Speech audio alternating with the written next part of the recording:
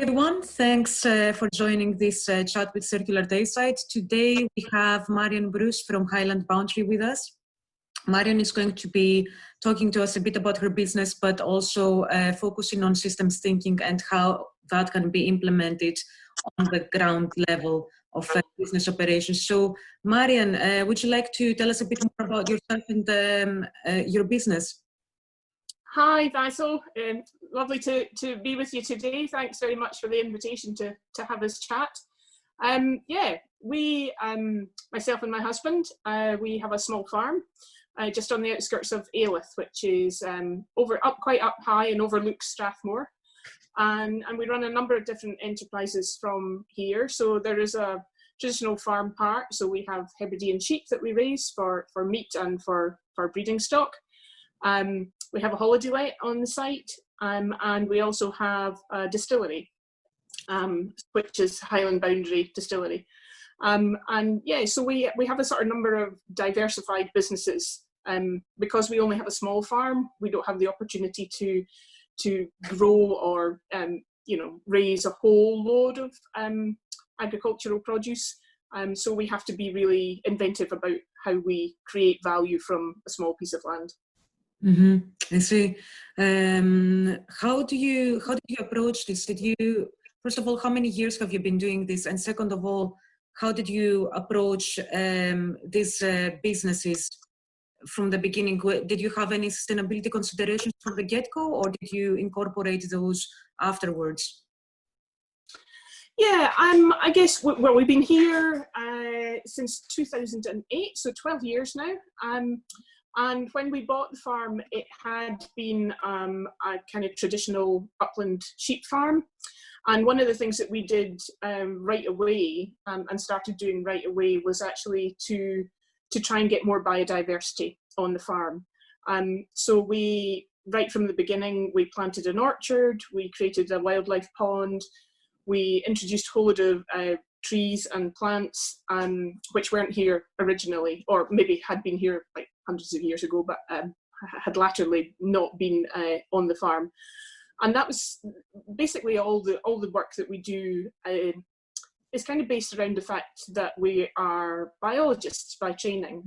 So we kind of have an understanding of the way that ecosystems work, and wanted to try and create greater biodiversity in order to support greater wildlife, insect life and bird life, amphibians, which weren't currently on the farm. So everything, all of the businesses really are based on reconnecting people to our natural heritage and creating a biodiversity hotspot on our farm. That sounds really inspiring. How do you go about thinking in a kind of systems thinking way? As humans, we are used to thinking in a much more linear manner. We say, I want to create X, and this is the shortest way, fastest way to get me there. How have you been approaching your businesses from a systems thinking perspective? Yeah, I guess the sort of founding principle of all of that is to understand that as humans we are part of an ecosystem and not apart from it. That we don't exist just in isolation from our countryside and from our wildlife, from our rivers, from our mountains, from our ecosystems. That we're a part of it. And in order to have sustainable businesses, we have to recognise that and actually work with nature and not destroy it, but actually work with it in a regenerative way and create value from that biodiversity. And that's kind of what we've done. So we have a holiday let, and we welcome people onto the farm, and it's great to have people here, and we reconnect them with the land. So we allow the kids to feed the hens and collect the eggs. We allow them to help getting the sheep. We don't have a working dog, so actually we have to gather the sheep ourselves. So whenever that's human powered. So actually reconnecting people with the land and the way that it works, showing people the pond and the insect life that's in there, discussing with them why we've planted a whole load of trees on one part, why we've planted the hedges that we have, what is the benefit of that, and actually showing them that certainly Highland Boundary Distillery part of that is actually showing them that there is a huge amount of flavours that we have just forgotten about that are in our wild plants that are all around us.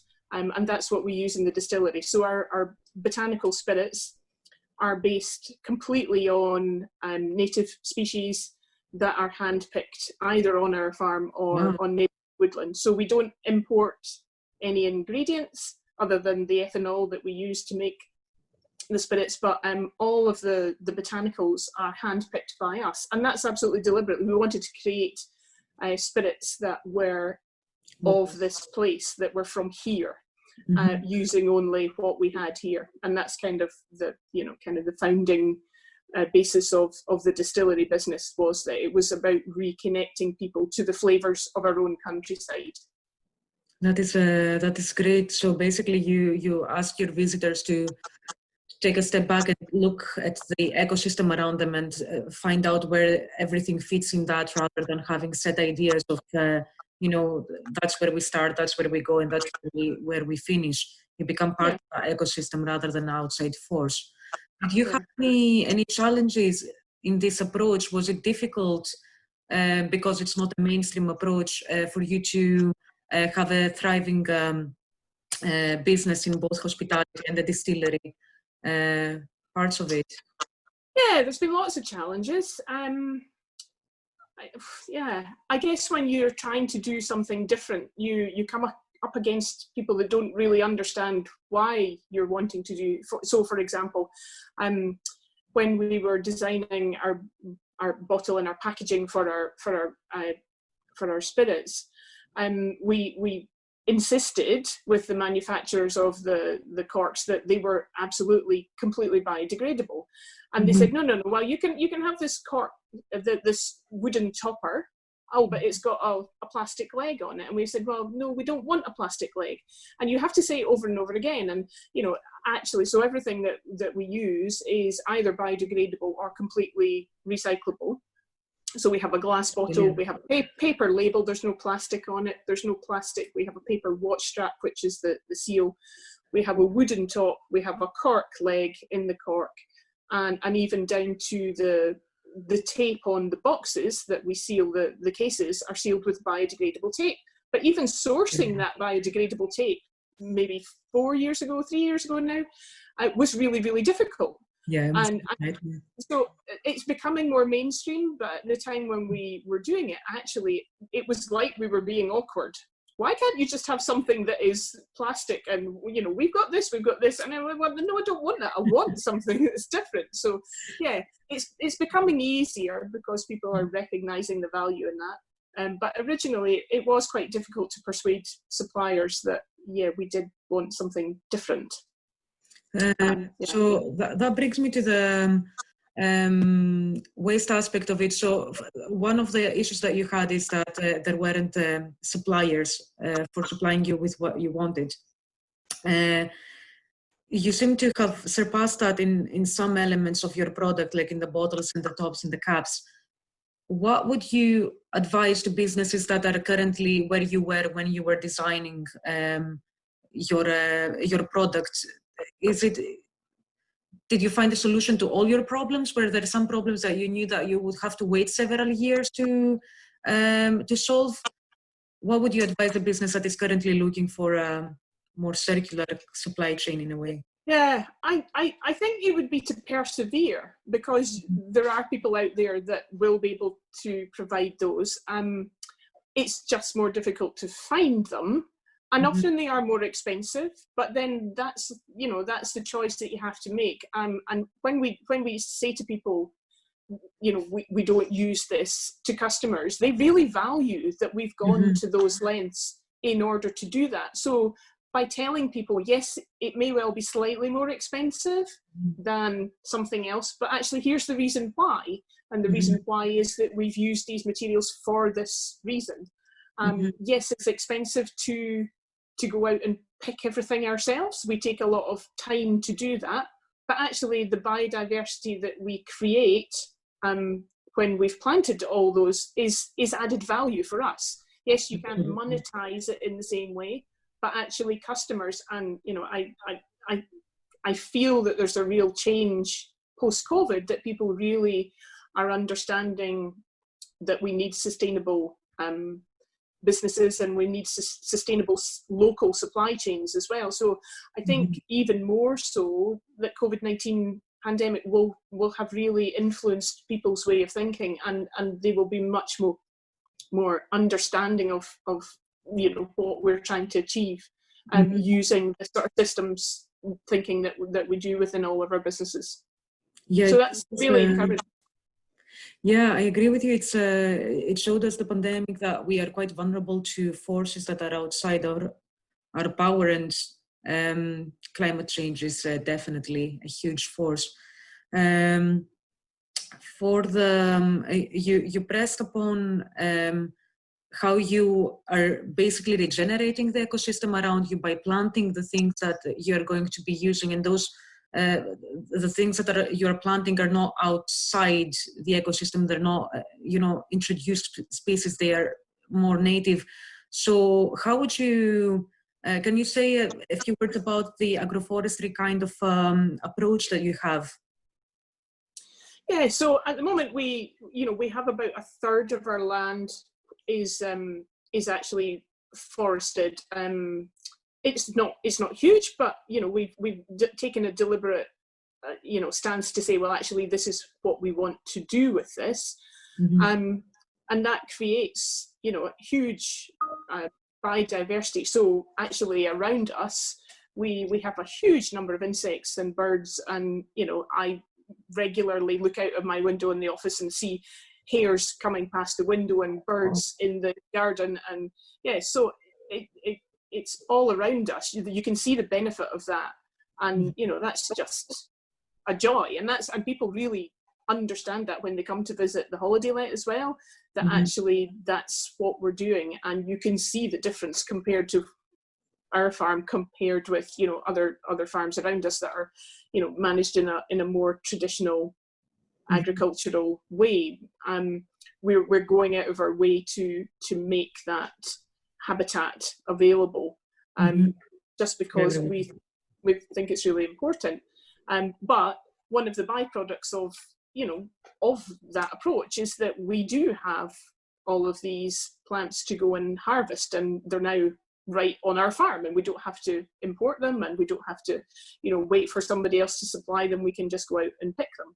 So you cut out your costs, and you have created a regenerative system that allows for biodiversity to thrive, really. That for businesses that are similar to yours, they would need more education about how to have a balanced relationship with the system around them, or is it a matter of cost? What do you think the biggest challenge for someone approaching a regenerative approach like yours would be? Would it be knowledge, funding? I have no idea. It's a difficult question. What your background is, and for many people in businesses that are not land-based, it must be more difficult to source things that you have a confidence about that they're being sustainably produced. But I guess it's all about actually doing the research and going out and finding out, and if it's not on somebody's website, phoning them up and saying, well, where do you get this from? How do you make this? What actually being persistent about it, and not losing sight of the fact that this is the way the world has to go, and there will be more. I suspect in the future there will be more regulation around this, so that businesses, but actually the benefit will come from your ability to tell that story to your customers, and the customer demand for that will become, I think, ever increasing. So it will be time well spent doing that. So do the work, do your research, and then use it as a part of your marketing to clients, and that will allow you to have your prices higher as compared to other products in the market, and will likely be welcomed by a lot of clients, as you said, for the distillery products, for example. That is really good to hear. Yeah, it's always going to be a difficult balance between price point and what you can, how you produce that, what you're, yeah. But you have an added advantage by being able to tell that sustainability story. Absolutely. Yeah. And I don't think that it's possible to go for perfection at this moment, especially for any business. The most important thing is that you try to the extent that you can. And it's not going to be perfect, but every step you take in the right direction is just going to be a step further along the way. So thank you for sharing with us the inspiring story of your business. Marian is one of our ambassadors as well, and she has contributed with her knowledge on agriculture, on the tourism, on pretty much everything. So definitely take a look at her business, definitely take a look at her products, and thank you very much for joining us today, Marian. Thank you, it's been a pleasure. Thanks. Bye. Bye-bye.